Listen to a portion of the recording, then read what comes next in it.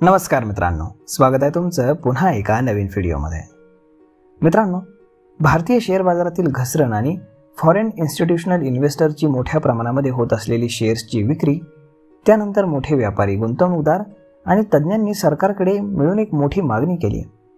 बाजारातील ही घसरण थांबवण्यासाठी दीर्घकालीन भांडवली नफा कर म्हणजेच long term capital gain tax याचा दर शिथिल करण्याची मागणी गुंतवणूकदारांच्या एका वर्गाकडून आता मोठ्या प्रमाणात केली जाते। परदेशी पोर्टफोलिओ गुंतवणूकदारांना इक्विटी नफ्यावरती कर लावणाऱ्या काही देशांपैकी भारत एक देश आहे।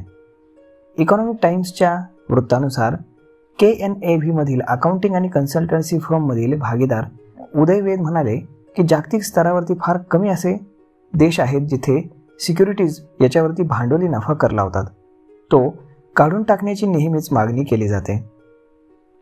आता बाजारातील सततच्या घसरणी दरम्यान परदेशी गुंतवणूकदारांनी इक्विटीवरील दीर्घकालीन भांडवली नफा कर हटवण्याची मागणी पुन्हा आता जोर धरू लागली आहे। गेल्या 5 महिन्यांमध्ये परदेशी गुंतवणूकदारांनी 2.8 लाख कोटी रुपयांची विक्री केली आहे, ज्यामुळे निफ्टीमध्ये साधारणतः 15% जास्तची घसरण आपल्याला पाहायला मिळाली आहे।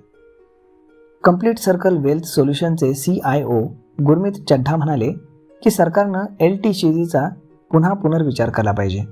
जर ते पूर्णपणे माफ केलं नाही तर त्यामध्ये काही बदल हे निश्चित करणं गरजेचं आहे।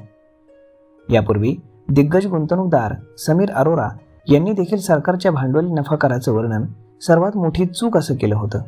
या चुकीमुळे बाजारामध्ये शेअर्सची मोठ्या प्रमाणामध्ये विक्री होत असल्याचं त्यांनी सांगितलं।